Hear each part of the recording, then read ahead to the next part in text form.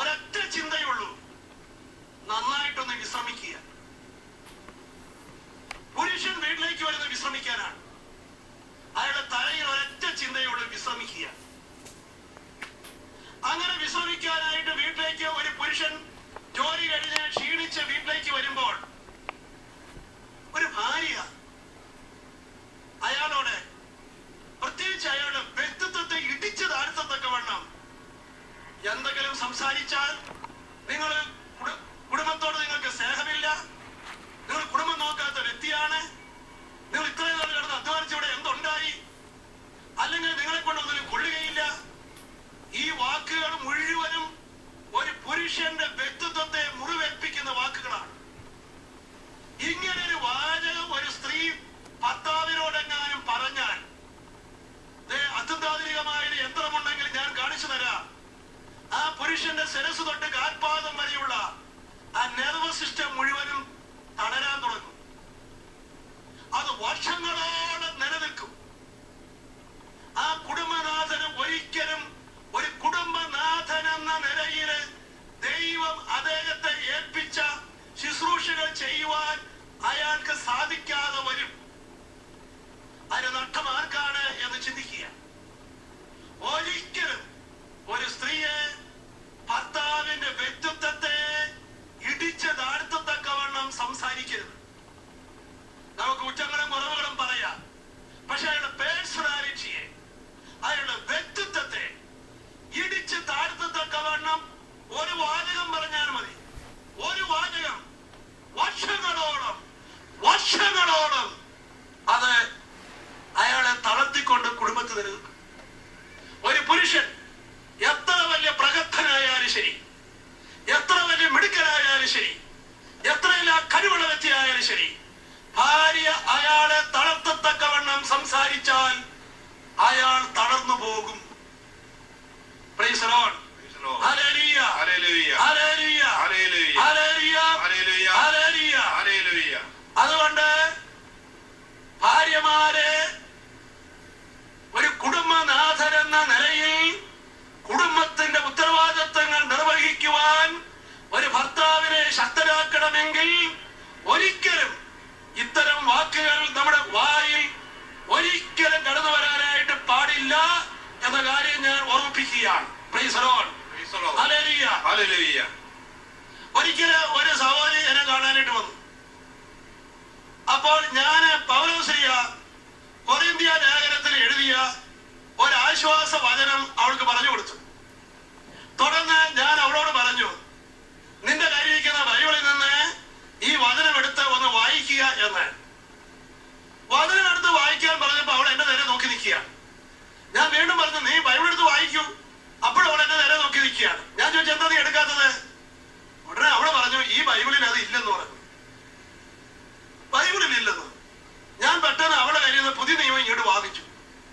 ഞാൻ നോക്കിയപ്പോ കാണുന്നത് ആ പുതിയ നിയമത്തില് പൗലോസ്ലീഹയുടെ ലേഖനം മുഴുവൻ അവൾ വലിച്ചീറി കളഞ്ഞിരിക്കുകയാണ്. Praise the Lord.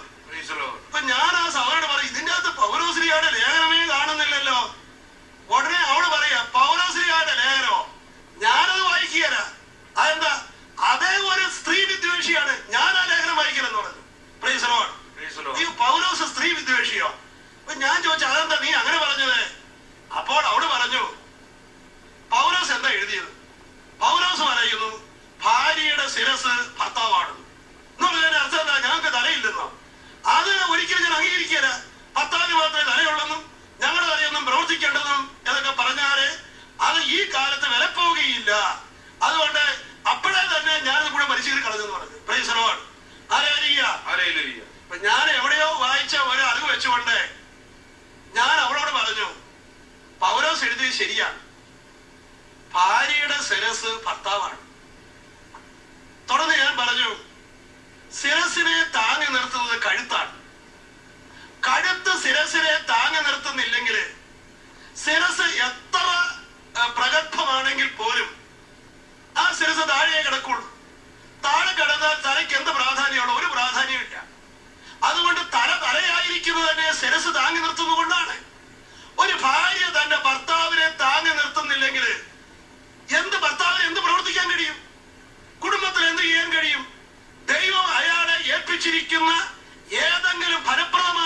ശുശ്രൂഷ വേണ്ടവെന്ന് നിർവഹിക്കുവാനായിട്ട് അയാൾക്ക് ഒരിക്കലും സാധിക്കുകയില്ല.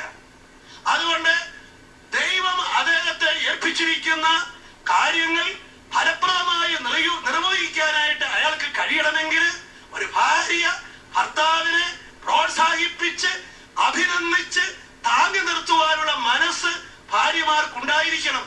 അല്ലാത്തടത്തോളം കാലം ആ കുടുംബനാഥൻ കഴിവില്ലാത്തവനായി മാറും. നിങ്ങളൊന്ന് ആലോചിച്ച് നോക്കിക്കേ, എത്ര കുടുംബങ്ങളിലാണ് കുടുംബനാഥന്മാർ കള്ളു കുടിച്ച് നടക്കുന്നത്? എത്ര കുടുംബങ്ങളിലാണ് കുടുംബനാഥന്മാർ വീട്ടിൽ കയറാൻ നടക്കുന്നത്? ദൈവം ഏറ്റവും കൂടുതൽ പ്രോത്സാഹനവും അംഗീകാരവും കിട്ടേണ്ടതായ ദൈവം നിശ്ചയിച്ച ഒരു സ്ഥലം, ആ സ്ഥലത്ത് കാലുകുത്താൻ ഒരു ഭർത്താവ് മടിക്കുന്നു. എന്തുകൊണ്ട്? നിങ്ങൾ ആലോചിച്ച് നോക്കൂ. വളരെ വലുതായ ഒരു ശുശ്രൂഷ ഭാര്യമാരിൽ ദൈവം നിർവഹിച്ചിട്ടുണ്ട്. അതുകൊണ്ട് അത് മനസ്സിലാക്കുവാൻ ഞാൻ നേരത്തെ പറഞ്ഞ പോലെ, മനസ്സിലാക്കുക എന്ന് പറഞ്ഞാൽ എങ്ങനെയാണ് രക്ഷിക്കേണ്ടതെന്ന് മനസ്സിലാക്കിയെടുക്കുക. ഇത് മനസ്സിലാക്കാൻ ദൈവത്തിന്റെ ആത്മാവ് നമ്മുടെ ജീവിതത്തിൽ ഇറങ്ങി വരട്ടെ, പ്രവർത്തിക്കട്ടെ. ഒരു സ്ത്രീ രാവിലെ മുതൽ വൈകുന്നേരം വരെ ജോലി ചെയ്തിട്ട് വീട്ടിലേക്ക് വരുന്നു. ഭർത്താവ് വീട്ടിലേക്ക് വരുന്നത് വിശ്രമിക്കാനാണ്. ഭാര്യ രാവിലെ മുതൽ വൈകുന്നേരം വരെ ജോലി ചെയ്ത് വീടിന്റെ വരാന്തയിലേക്ക് കാലുകുത്തിയാൽ അവൾ എത്രമാത്രം ശാരീരികമായി ജോലി ചെയ്ത് തളർന്നാണ് ഇരിക്കുന്നതെങ്കിലും വിശ്രമിക്കുക എന്ന ചിന്ത ഒരു സ്ത്രീയുടെയും തലയ്ക്കകത്തില്ല.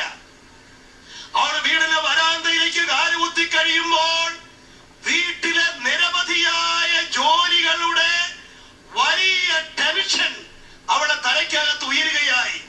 അത്താഴത്തിന്റെ കാര്യം, നാളത്തെ പ്രഭാത ഭക്ഷണം, അടുക്കളയിലെ അറേഞ്ച്മെന്റ്, കുഞ്ഞുങ്ങളുടെ കാര്യങ്ങള്, ഇങ്ങനെ വീടിനകത്തുള്ള 100 കാര്യങ്ങൾ കൊണ്ട് ഇതാ അവളുടെ തലയില് ഈ ജോലിയുടെ ബാഹുല്യത എരച്ച് കയറുകയാണ്. ഒന്ന് ആലോചിച്ച് നോക്കിക്കേ, രാവിലെ മുതൽ വൈകുന്നേരം വരെ ജോലി ചെയ്ത് തളർന്ന സ്ത്രീ വീട്ടിലേക്ക് വരുന്നു. അവൾ പിന്നെ കാണുന്നത് അതിനേക്കാൾ വലിയ ജോലിയുടെ ഒരു ബാഹുല്യത.